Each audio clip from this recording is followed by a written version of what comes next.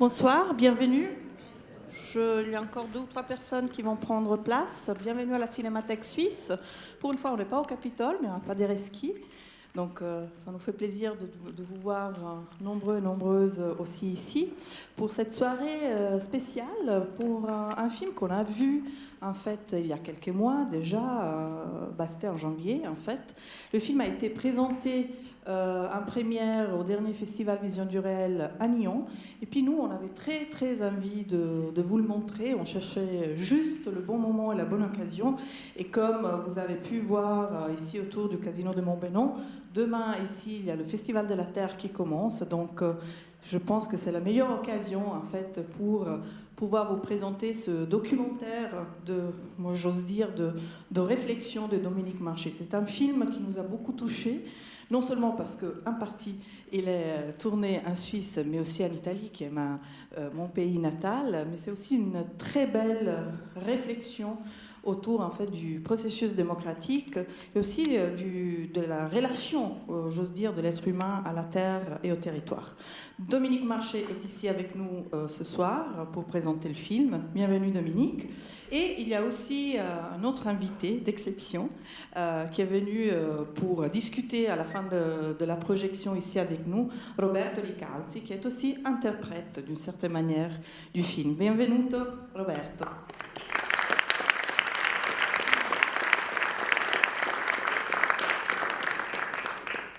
Bonsoir. Alors peut-être... Bonsoir. Peut-être Dominique... Donc on va discuter du film après parce qu'il y aura beaucoup de choses à dire. Mais peut-être juste un mot d'introduction sur la genèse du film. Qu'est-ce qui t'a amené à faire ce voyage cinématographique et surtout comment tu as choisi en fait les différentes réalités que tu racontes dans ton film. D'accord. Alors, d'abord, merci à la Cinémathèque de Lausanne. Je suis extrêmement touché d'être là ce soir. Merci de votre présence nombreuse, c'est très agréable. Je suis très heureux de présenter le film avec Roberto. Et merci à Abel Davoine de sortir le film en Suisse bientôt, dans 2 semaines. Il va sortir également en Italie et j'espère qu'il sortira en Autriche et qu'il sortira dans tous les pays où on a tourné. Comment le film a pris corps? Je m'intéressais au Vorarlberg depuis assez longtemps. Quand on s'intéresse à l'architecture, à l'écologie, assez vite on prend connaissance de ce qui se fait là-bas. J'avais rencontré, parce que c'est vraiment comme une rencontre avec une personne, le village de Vrine, lorsque j'étais venu présenter mon premier long métrage, Le Temps des Grâces, à Locarno. J'avais passé quelques temps à Cours et des amis architectes m'avaient dit va à Vrine. Donc, pardon, on parle des Grisons. Ouais, petit village dans les Grisons. Et en effet, ce village ne se laissait pas oublier. Et quant à la fresque du bon gouvernement, ça faisait aussi pas mal de temps que je tournais autour et que cette fresque me passionnait. Et je dirais les derniers que j'ai rencontrés, c'est les Galline Felici. Et je les ai rencontrés à travers les oranges, en participant à faisant partie d'un groupe de consommateurs d'oranges. Et des amis parisiens ont fait le voyage en Sicile et m'ont dit mais tout ce que tu nous racontes à propos de Vrine et du Vorarlberg et de la fresque du bon gouvernement, c'est exactement ce que font les Galline Felici, il faut que tu ailles les voir. Donc j'ai appelé Roberto, passé quelques jours là-bas et voilà, et là le film est devenu évident. De la Sicile jusqu'en Autriche, la route était tracée. Alors, les Galline Felici s'agit d'une coopérative qui a été fondée par Roberto. Évidemment, il va en parler dans le film. Un petit mot de bienvenue, un piccolo messaggio di benvenuto.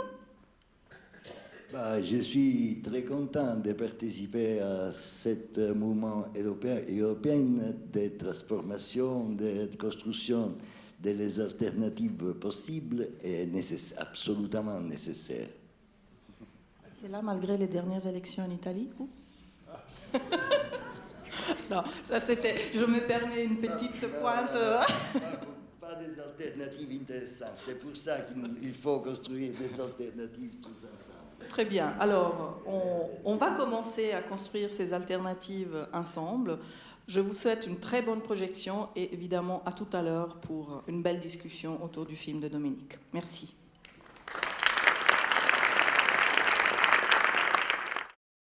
Dominique Marché, Roberto Ricalzi. En fait, j'avais prévu de nous asseoir ici sur scène, mais en fait, on peut rester là, comme ça on discute plus. Hein, qu'est-ce que vous en dites? Voilà, chacun a son micro.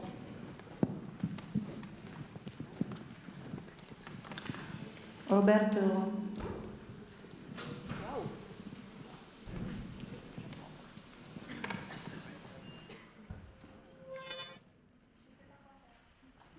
Allô? Vous m'entendez? D'accord. Alors, asseyons-nous. Alors, bien retrouvé. Donc Dominique, tu nous disais tout à l'heure que, en fait, quand tu as commencé à préparer, à réfléchir à ton film, à préparer ton film, le Consortio de Galline Felici, c'est en fait la dernière réalité que tu as approchée, et donc c'est à cause et grâce à des oranges, c'est ça? Donc raconte un peu mieux comment tu as rencontré Roberto, en fait. J'habite dans une commune qui touche Paris, qui s'appelle Bagnolet, qui est très très sinistrée d'un point de vue commercial.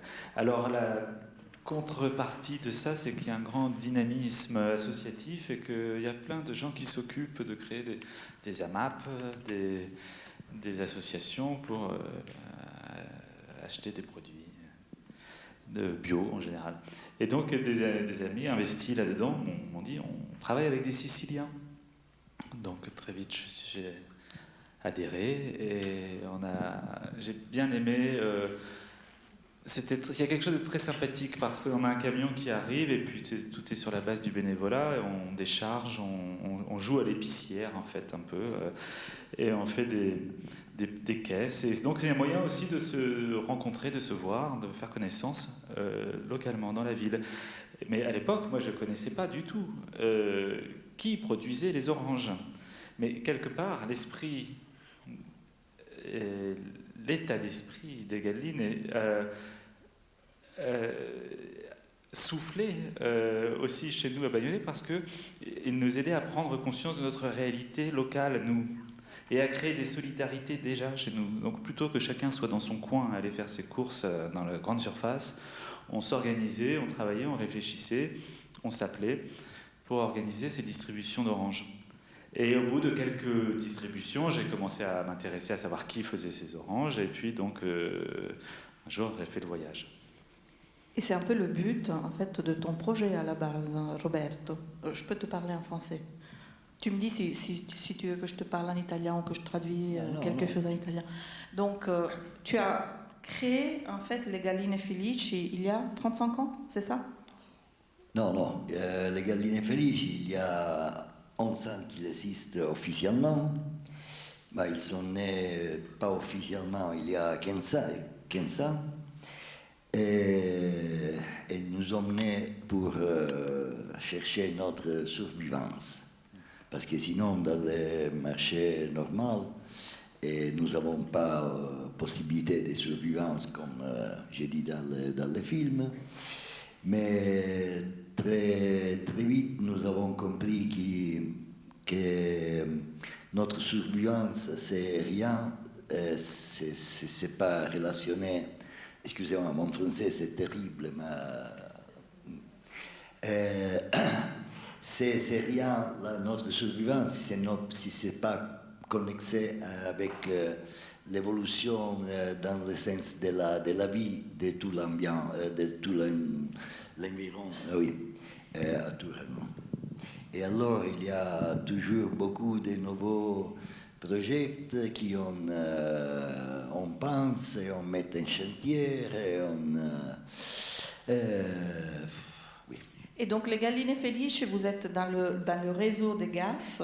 En Italie, c'est les GAS. Et en fait, je vous posais tout à l'heure la question, justement, s'il y a une différence, et je pense que c'est important, entre votre organisation et les AMAP. Tu as dit qu'il s'appelle AMAP. Et il y a une différence importante, en fait, d'approche, j'ose dire. Alors, c'est des différences d'organisation, mais l'esprit n'est pas très différent. Il y a le souci du prix juste et puis d'un cahier des charges, généralement, est celui de l'agriculture biologique. Maintenant, les AMAP, donc en France, ça veut dire Association pour le maintien d'une agriculture paysanne, ce sont des gens qui se mettent en association et qui passent un contrat avec un producteur. Donc ça assure un prix rémunérateur et stable à ce producteur. Il a sa trésorerie, il a l'argent même je crois dès le début de l'année, et après il livre hebdomadairement un panier. Ça, on les a aussi. Ça, vous avez le ça système aussi. de panier en Suisse. Ouais. Alors que ce que font les Gallines et Felici, finalement, c'est beaucoup plus proche du magasin de producteurs.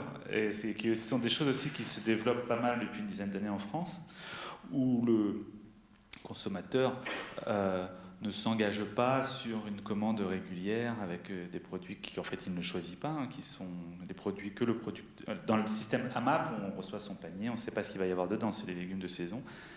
Alors c'est bien parce que ça éduque aussi le consommateur aux réalités agricoles.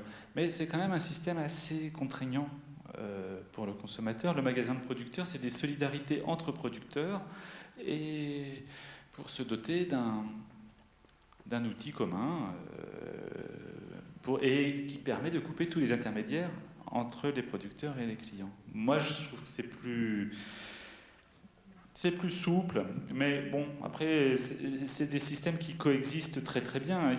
Ils participent du même esprit, du désir de maintenir une agriculture paysanne et bio.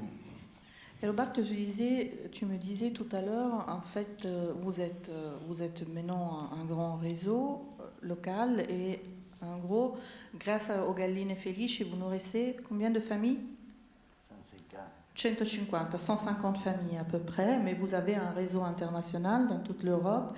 Et ce qui est intéressant, c'est qu'il y a pas mal de jeunes qui viennent en fait aux Galline Felici pour partager cette expérience. Et il y a des jeunes qui viennent de toute l'Europe, dont aussi l'Europe du Nord, c'est ça ? Oui.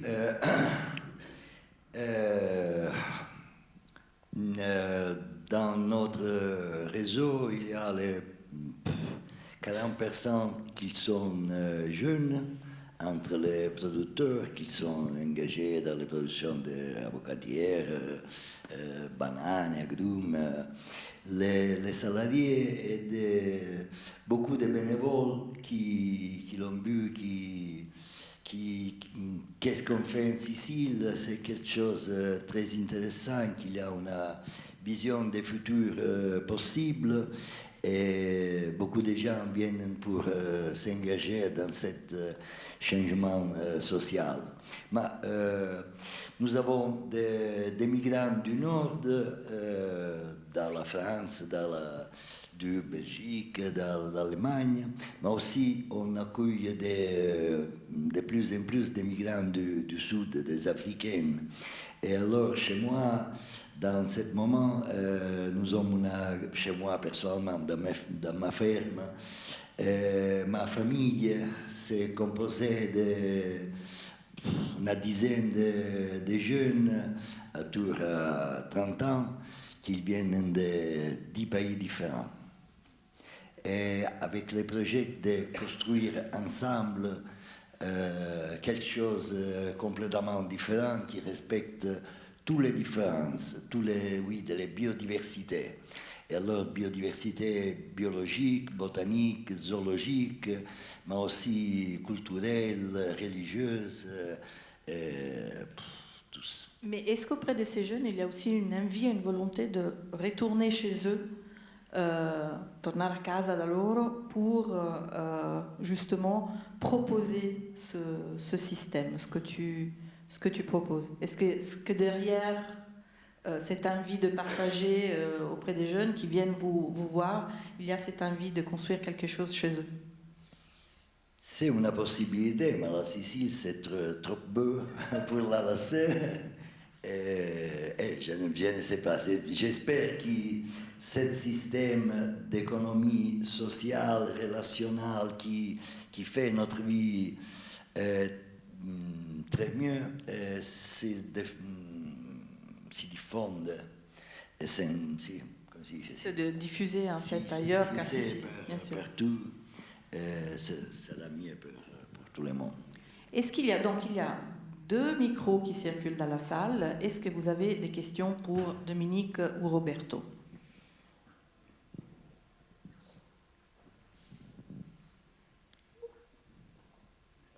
Ils sont timides. Ah, messieurs. Oui, les poules heureuses. Alors, à part les œufs qu'elles peuvent produire, que deviennent-elles chez vous? C'est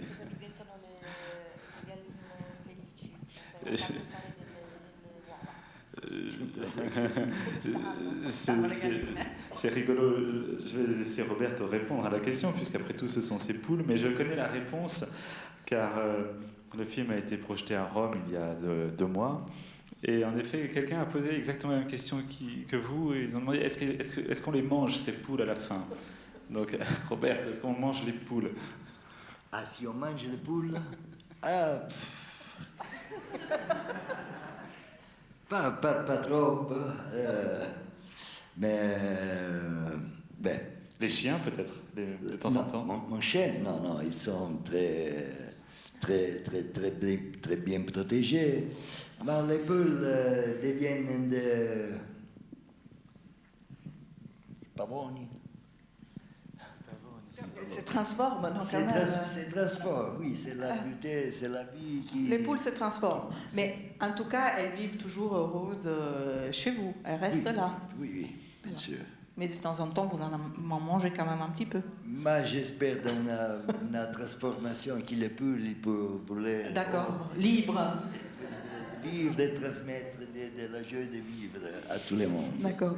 Donc, tu as vu le film de Dominique, Robert. Qu'est-ce que tu penses, en fait, de l'expérience qu'il raconte dans Les Grisons, par exemple? Donc, il y a aussi d'autres questions qui se posent. Toi, en premier, évidemment, la réappropriation de la terre, donc la relation entre l'homme et la terre, d'une façon équitable. Et dans les autres chapitres du film de Dominique, on parle aussi de l'utilisation en fait de matériaux locaux, le rapport au bois, aux arbres. Qu'est-ce que tu en penses de cette réflexion qui évidemment est une réflexion qui s'est liée à ton projet? Bien sûr, toutes les questions, ils sont tous connexés, comme je t'ai dit à dîner. Je suis très intéressé à les relations entre les parts et l'ensemble. Toutes les choses, ils sont absolument connexées. Alors, on touche une petite part et on touche tous. Il faut prendre conscience de ça, parce que les citoyens européens, je ne sais pas comment dire, ils ont été forcés à penser par secteur. Et alors, si on pense, il y a beaucoup de gens qui s'occupent, par exemple, des migrants. Mais si tu t'occupes des migrants et après tu achètes les produits pour manger à l'Eurospin, au supermarché. Et au supermarché en général, et tu n'affrontes pas la question au cœur des problèmes. Les migrants qui sont payés pour ramasser les tomates 15 €, si tu achètes les bouteilles de jus à 60 centimes, et tu es involontairement complice. Exactement. Complice, oui. Et donc tu disais, il y a pas mal de jeunes qui viennent travailler comme bénévoles chez vous pour apprendre ton expérience. Et il y a un élément intéressant qui ressort dans les autres chapitres, donc au Grison et en Autriche, c'est au contraire les petits villages de montagne qui se vident de plus en plus. Donc il y a ce flou qui continue à aller vers les villes. Donc là, on a 2 phénomènes un peu à l'opposé. C'est-à-dire qu'il y a des jeunes générations qui reviennent à la terre et d'autres quand même qui continuent à partir, Ou est-ce que dans l'expérience racontée en Autriche et Horizon, est-ce que tu vois s'il y a une volonté aussi auprès des jeunes générations de se réapproprier d'une certaine manière de ce processus démocratique plus local?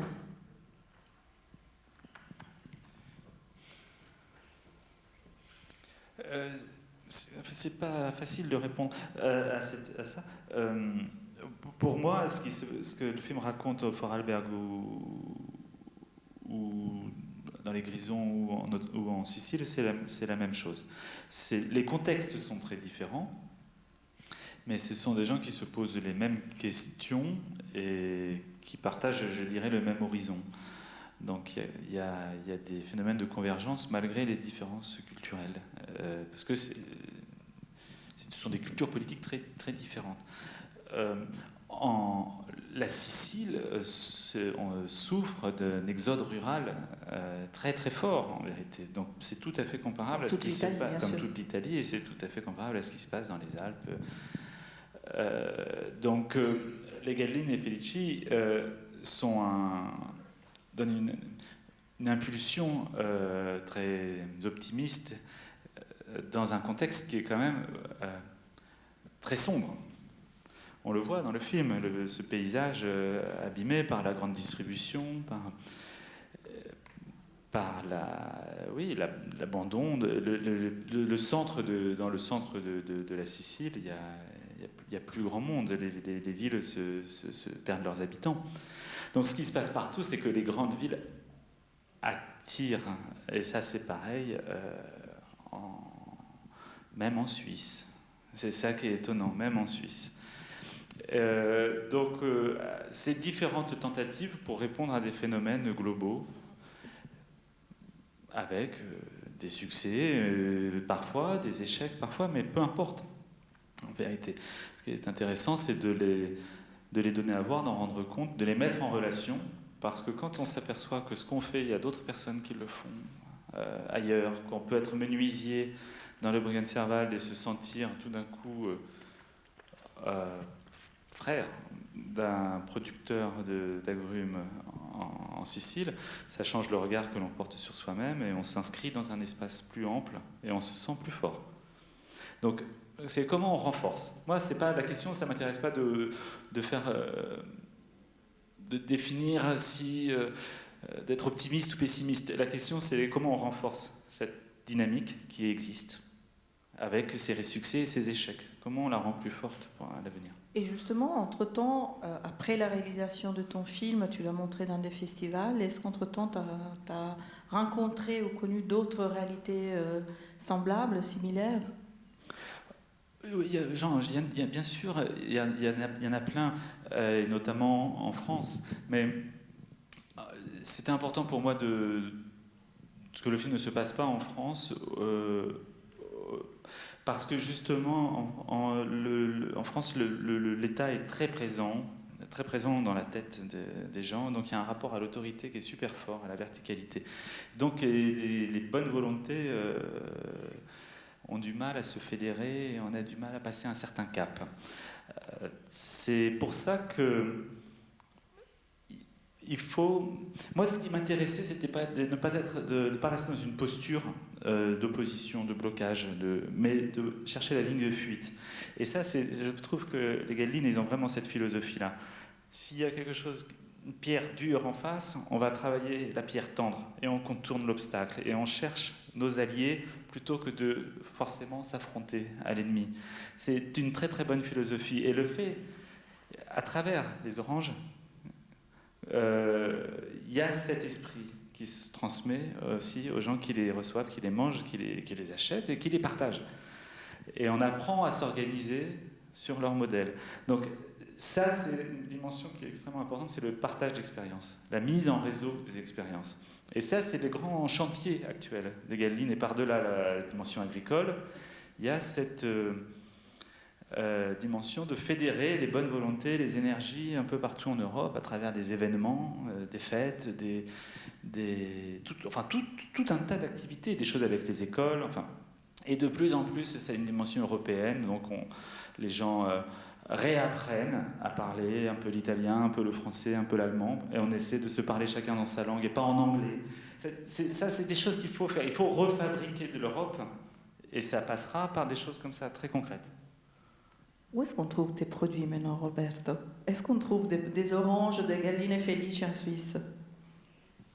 Il faut qu'il organise il faut qu'il organise pour les avoir, mais ce n'est pas seulement les oranges et notre produit, mais pour s'organiser, pour construire ensemble, comme j'ai dit avant, cette réseau européenne et après, pas seulement européenne, des alternatives possibles et nécessaires. Et à propos les oranges, ils ont été seulement une moyenne pour se rencontrer dans cette réseau.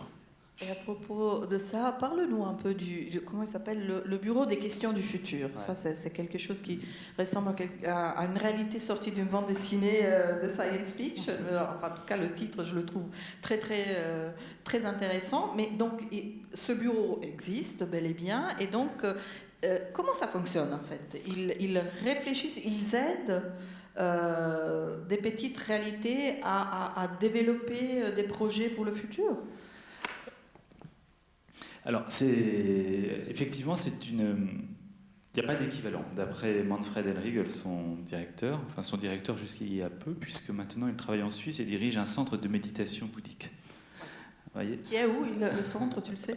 Je sais plus. Enfin, je sais plus. En Suisse alémanique, ça c'est sûr, mais où exactement, je ne sais plus. C'est la grande particularité. Il y a des gens qui font des choses comparables, mais là, ce qui est vraiment original, c'est que c'est une administration, ce sont des fonctionnaires. Et ils ont une liberté de parole et de se fixer leurs propres objectifs. Et voilà. Donc ça, c'est très intéressant. Donc au départ, comme il l'explique, ça a été créé pour répondre à un problème environnemental. Il y avait des inquiétudes liées à des pollutions atmosphériques, des taux d'ozone importants dans la vallée du Rhin. Donc ça a été plutôt pensé comme ça, et assez vite ils ont dit ça sert à rien d'informer les gens ou de leur dire comment faire. Il faut les laisser inventer eux-mêmes les solutions, et nous on est seulement là pour donner une impulsion ou un cadre ou des méthodes. Et surtout ce qu'ils ont commencé par faire, c'est observer, analyser les choses qui marchaient, et sans aucun a priori, et dans les entreprises. Pourquoi telle entreprise et les gens vont au travail en vélo? Ça a commencé comme ça, chez Volford. Ils disent c'est bizarre. Et ils ont cherché, ils ont essayé de comprendre. C'était lié à un homme qui avait, par enthousiasme, proposé, etc. Donc ils ont essayé de s'inspirer de choses qui se passent naturellement dans la société et de voir comment on peut les répliquer. Donc assez vite, ils ont quitté le côté prospective ou bureau de réflexion sur l'écologie pour vraiment devenir un endroit, un laboratoire de démocratie participative, et en étant ouvert à tous les acteurs de la société, aussi bien les acteurs économiques, l'interprofession de l'hôtellerie, que des maires. Et en 20 ans, ils ont effectivement insufflé, diffusé une culture de la participation au Vorarlberg, qui fait qu'aujourd'hui c'est quelque chose qui est extrêmement partagé là-bas, pratiqué, et dont le personnel politique, les élus, sont convaincus de l'utilité, de la pertinence, de l'efficacité. Ce qui n'était pas le cas avant. Un maire du Vorarlberg, il y a 20 ans, il n'était pas différent d'un maire français. Il pensait que c'était lui qui avait raison et que les autres, il fallait qu'ils l'écoutent. Et maintenant, ils ont compris que les bonnes décisions, elles se trouvaient ensemble.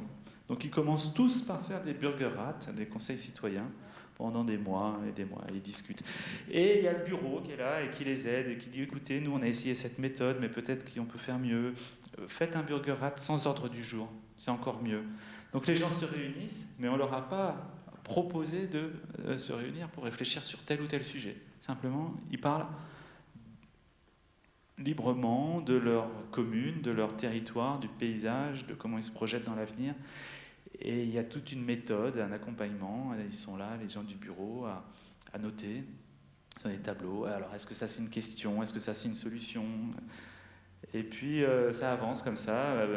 Et à la fin, il y a des propositions qui sortent, que les élus reprennent Et ça, ça donne le Vorarlberg, c'est-à-dire que c'est vraiment une région très, très en avance sur les questions environnementales, énergétiques, démocratiques. Est-ce qu'il y a encore des questions? Je ne sais pas si on doit dire qu'ils sont en avance, en vérité. Je pense que c'est les autres qui sont très en retard. Oui, c'est ça. Encore une question pour Dominique ou Roberto. Le micro arrive.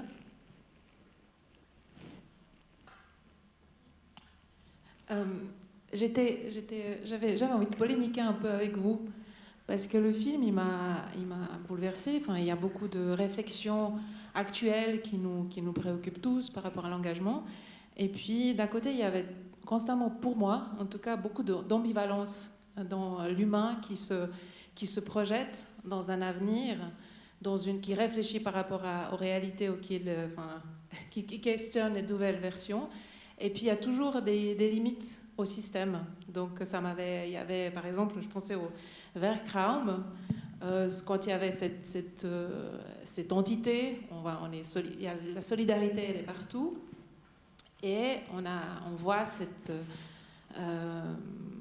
ensemble de différentes entreprises qui se mettent ensemble. Et finalement, ils font des produits de luxe. Et moi, le sentiment que j'ai eu, c'est quand il y avait cette exposition de handmade, c'était accessible uniquement pour des personnes d'une certaine classe sociale, aisée.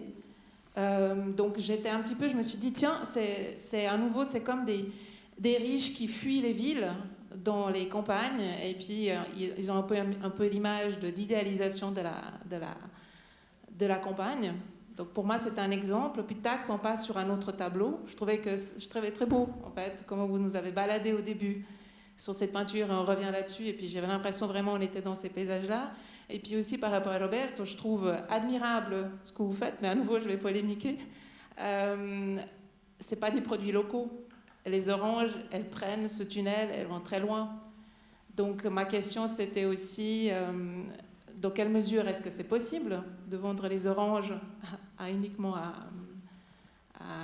en Sicile? J'imagine la situation est difficile. Et voilà, ces ambivalences, on avance, bien sûr, mais après, ça montre qu'aucun modèle est encore parfait, puis il y a encore du chemin à faire. Mais en tout cas, merci d'avoir montré tout ça. Tu veux répondre sur les oranges? Sì, no, Après, je réponds sur ho ben capito la questione, la prima parte. Alors, je vais commencer. Alors, parce que, bon, sur les oranges, mais Roberto va répondre.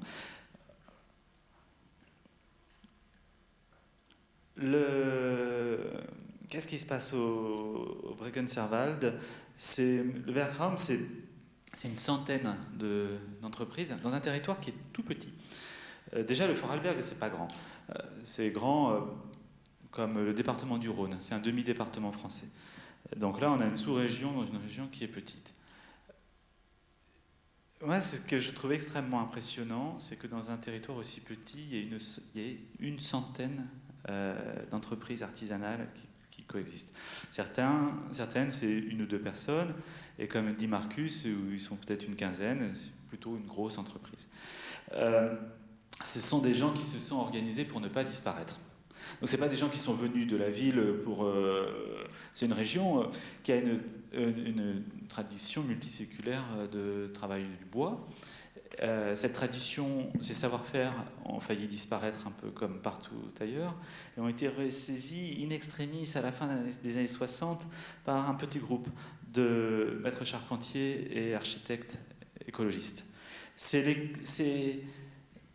l'écologie qui a sauvé la construction bois au Vorarlberg, et je dirais c'est l'architecture qui a été le cheval de Troie de la prise de conscience écologique au Vorarlberg. Donc, alors effectivement, dans ces 100 entreprises, il y a des choses très variées. Il y a des entreprises qui vont aller presque vers le luxe, d'autres qui sont des acteurs du bâtiment classique, des gens qui font des fenêtres en triple vitrage, du mobilier, etc. La question que vous posez, c'est une question qui est très importante, c'est la question du prix, du juste prix. C'est difficile de vous dire non, c'est pas trop cher. Oui, c'est vrai, surtout aujourd'hui, on est habitué à changer de mobilier, etc. Là, on est finalement dans un rapport à l'objet un petit peu à l'ancienne, quoi. Si on s'achète une cuisine chez Marcus Feist, on l'achète pour sa vie, parce qu'elle coûte cher. C'est vrai que c'est pas comme acheter une cuisine chez Ikea. Mais moi, j'ai envie de prendre le problème dans l'autre sens. Qu'est-ce qu'il y a derrière le prix bas ? Le prix bas, il génère de la pauvreté ailleurs. Derrière le prix bas, il y a des salaires de misère, il y a effectivement des circulations infernales de produits tout autour du globe, un coût carbone désastreux.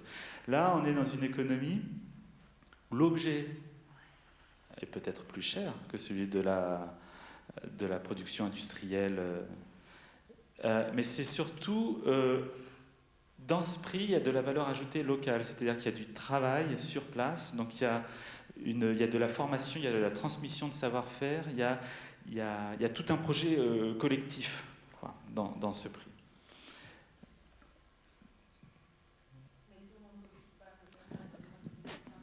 La question, c'est que tout le monde ne peut pas se le permettre, mais en fait, ça crée de la richesse pour tout le monde.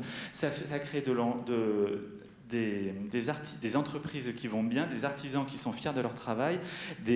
Donc, en fait, ça crée quand même de la bonne santé globale pour la région. Ensuite, la question de savoir qui achète. Est-ce que c'est des choses qui vont être achetées par des Suisses ? Parce que finalement, on est juste en face.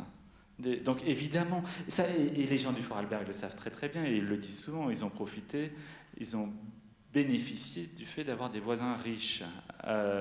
Les Suisses en premier lieu. Comment ?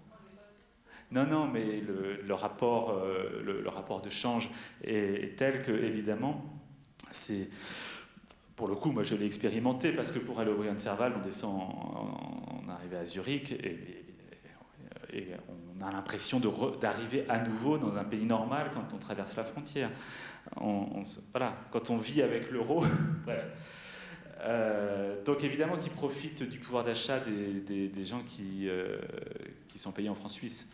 Et aussi des Bavarois, qui sont une région assez en bonne santé. Donc ils se sont développés grâce à cette proximité de voisins riches, ils le disent souvent. Donc est-ce que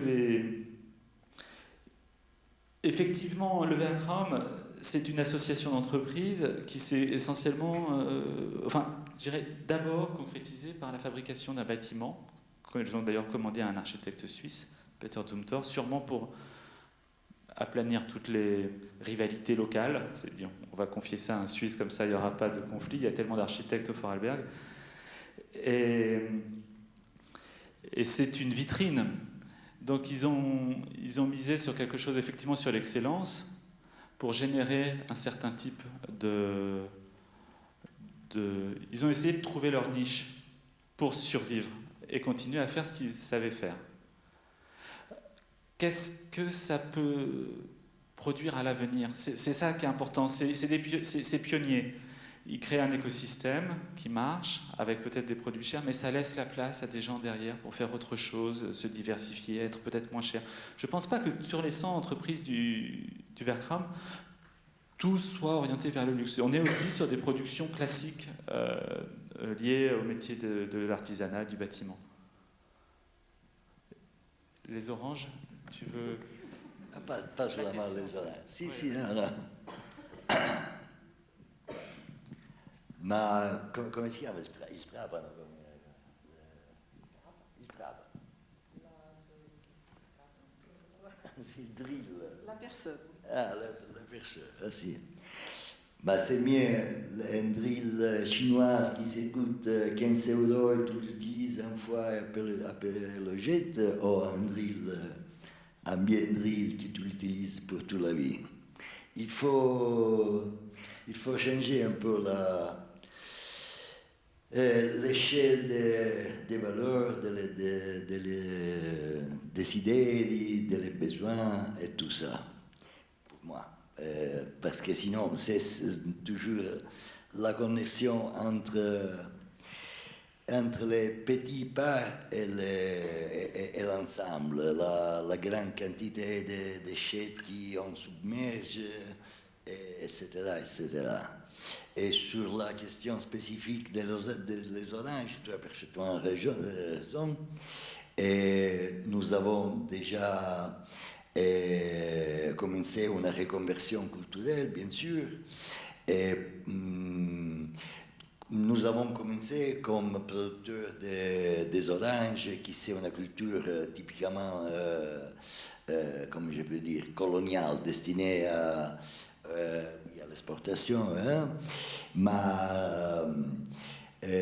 depuis un peu, on cherche de faire une reconversion. Alors, chez moi, je cultive une cinquantaine de produits différents pour les marchés, tendanciellement pour les marchés locaux. C'est une question de faire beaucoup de travail pour élargir la conscience, même sur la question du prix, parce que chez nous, c'est très facile d'acheter des produits alimentaires à des prix très, très bas. Et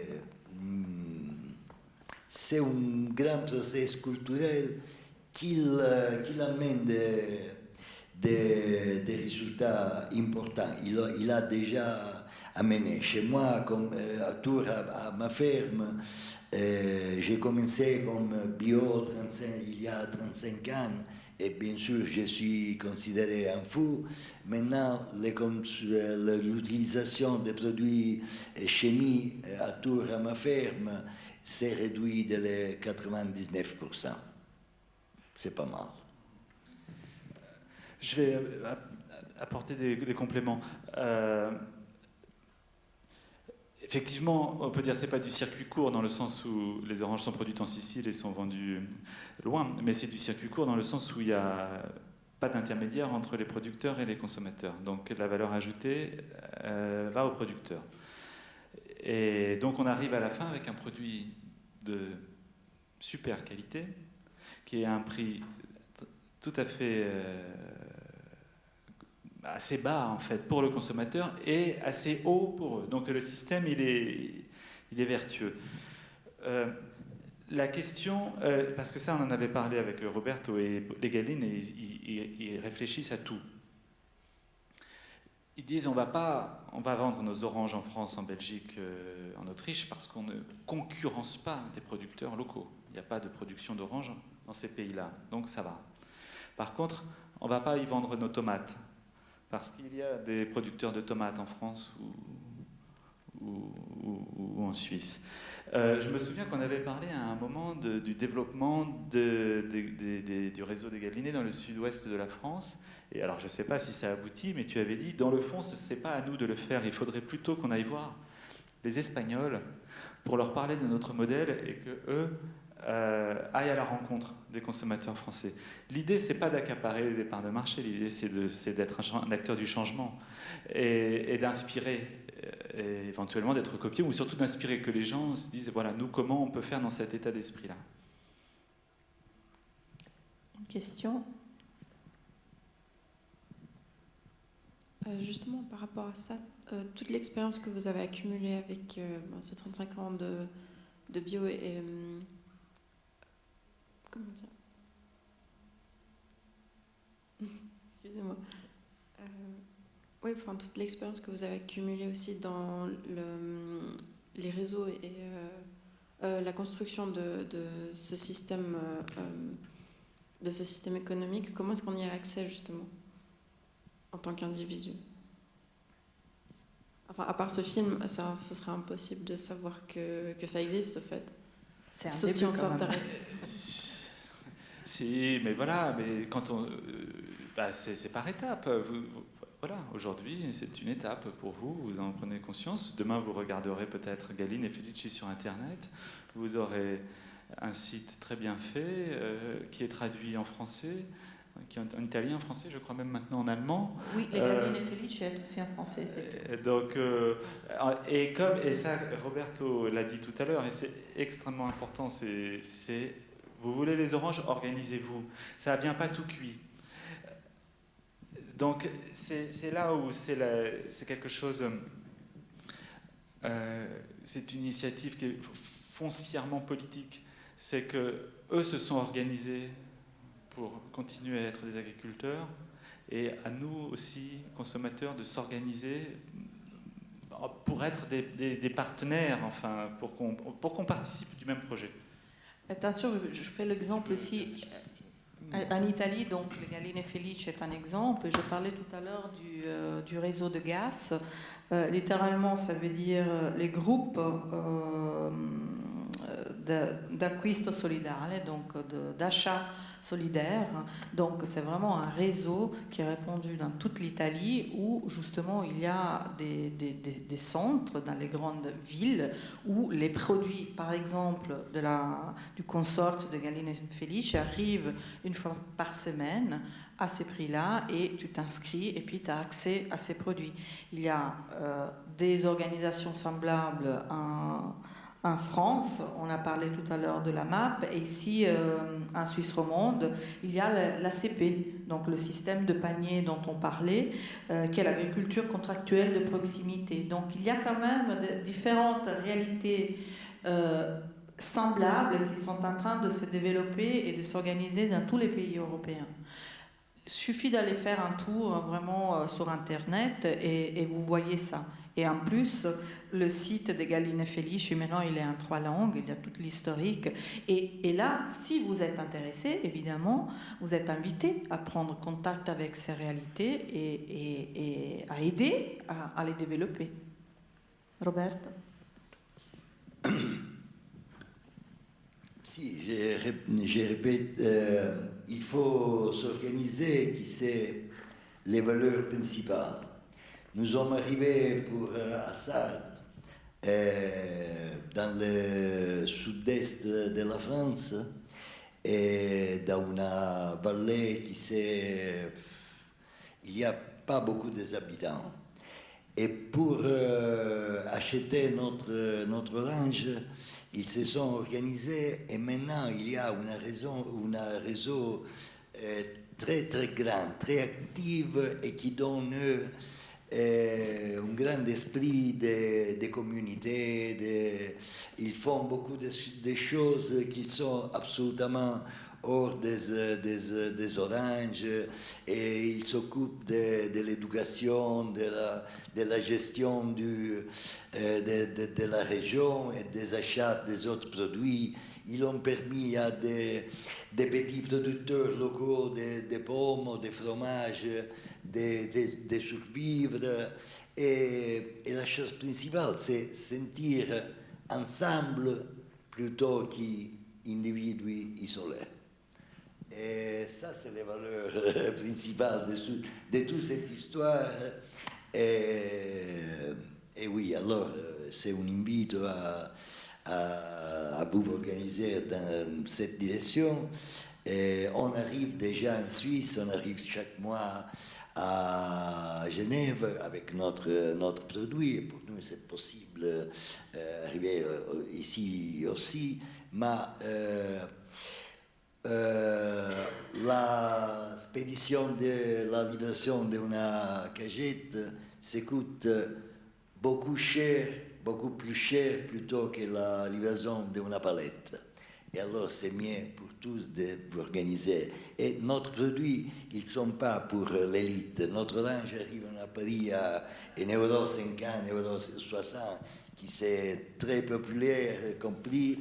Et ils sont vraiment, ce n'est pas des publicités, et ils ont une grande valeur biologique et sociale aussi, qui c'est la chose plus importante. Et gustative, lui dit. Parce que No Man is an Island. Et John Donne le disait quand 1500, quelque chose comme ça. John Donne, qu'est-ce que j'ai dit?